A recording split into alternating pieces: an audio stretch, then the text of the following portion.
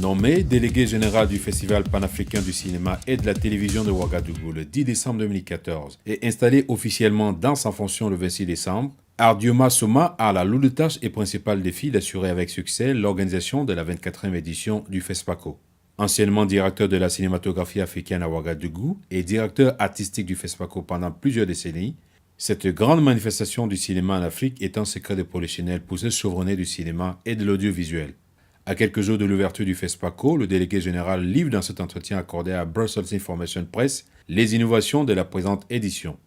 Il aborde aussi les défis à relever pour un développement probant dans les domaines de la production, de la diffusion, de la création des œuvres cinématographiques du continent à l'ère où le numérique bat son plein. Quelles sont les innovations Les innovations, c'est surtout au niveau professionnel du festival. Et l'innovation principale concerne le passage à la numérisation intégrale, à savoir que tous les films de cette sélection-là seront présentés sous des formats numériques en DCP ou en DVD et Blu-ray. Donc nous avons décidé de faire ce saut-là pour aussi tenir compte de l'évolution technologique du cinéma et de l'audiovisuel qui n'est plus du tout aujourd'hui au cinéma pellicule 35 mm. Et je crois que cette évolution-là aussi va nous permettre de donner un signal fort aux professionnels du cinéma et de l'audiovisuel africain que tous les cinéastes doivent nécessairement faire ce saut-là, s'approprier de cette technologie-là qui est là à leur disposition pour pouvoir prendre aussi leur part au dialogue culturel mondial tout simplement. L'autre innovation concernant toujours la sélection officielle, nous avons décidé de prendre en compte les cinémas de la diaspora pour la compétition officielle pour les Talons d'or de Yenenga. Donc, à partir de cette année, nos frères de la diaspora, les Africains américains, nos frères qui sont en Amérique latine, nos frères des Antilles, des Caraïbes, pourront en tout cas venir à la compétition dans la même section que leurs frères du continent africain. Et cela est important et ça correspondait à une revendication de la diaspora depuis plusieurs années. Donc tout cela permet de redimensionner un peu les sections de la sélection officielle pour donner davantage de visibilité à tous les films qui sont sélectionnés et qui seront présentés à Ouagadougou.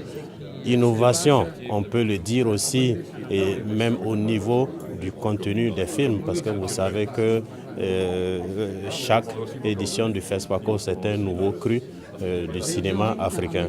Et comme on le dit à chaque fois, le FESPACO, c'est la vitrine du cinéma africain. C'est l'endroit où tous les 2 ans, il faut venir pour prendre, comme on le dit chez nous, la température du cinéma africain, pour voir comment l'art cinématographique évolue en Afrique. Et on va se rendre compte cette année qu'à travers les films qui seront montrés à Ouagadougou, que les cinéastes africains se préoccupent de plus en plus de la situation de leur pays.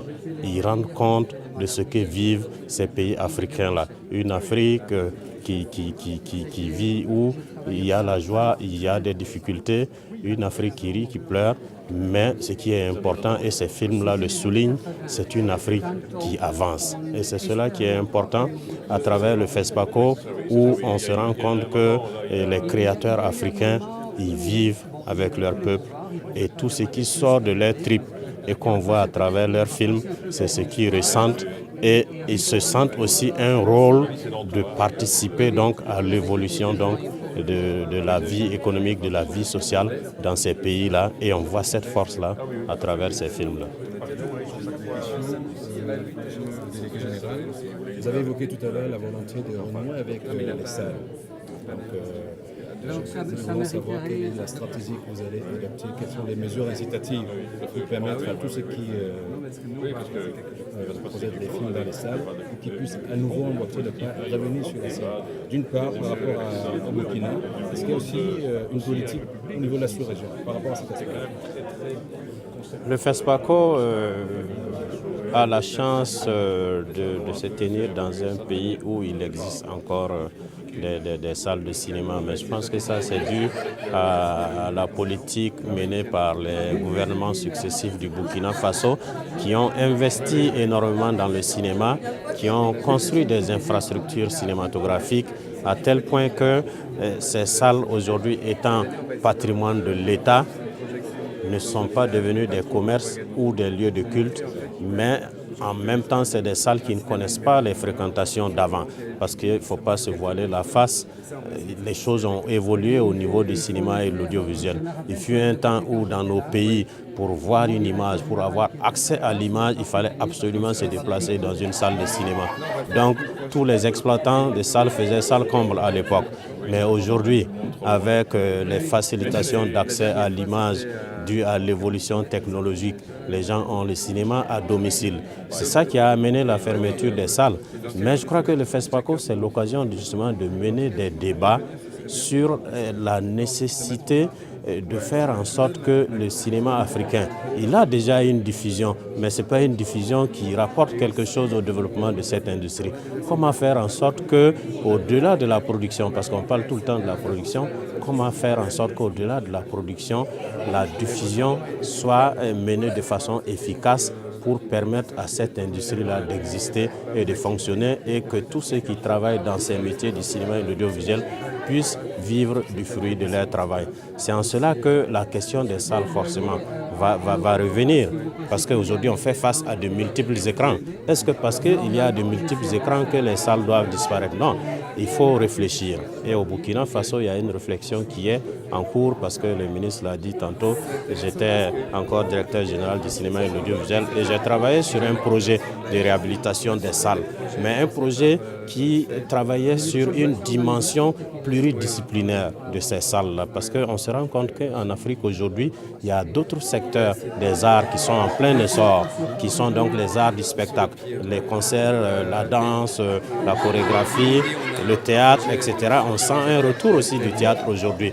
Donc il faut mener la réflexion pour le développement de salles pluridisciplinaires où on peut faire du théâtre, on peut faire des concerts, on peut faire du cinéma et pour créer comme ça des environnements de rencontre, un espace de rencontre, un espace de convivialité à l'intérieur des quartiers pour tenir compte de la proximité de ces lieux-là avec les populations. Donc la réflexion est en cours au Burkina et on a l'avantage que l'État avait déjà construit des salles dans les quartiers populaires et dans les provinces à l'intérieur du pays.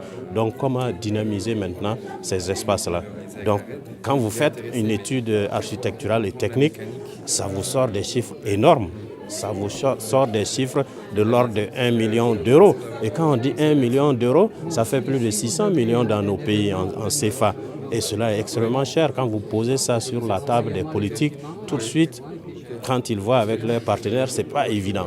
Donc il y a tout un travail aussi à faire derrière donc, ces projets techniques et architecturaux pour expliquer la démarche, pour faire un plaidoyer, pour démontrer qu'au-delà du coût de réalisation de ces infrastructures-là, c'est complètement un projet de développement humain et durable qui est en train d'être mis en place parce qu'on crée des espaces de convivialité, des espaces de rencontre et ce sont des espaces qui vont avoir un effet sur d'autres secteurs économiques parce que ça va créer en même temps des boutiques autour, des restaurants, un espace de rencontre, etc. etc.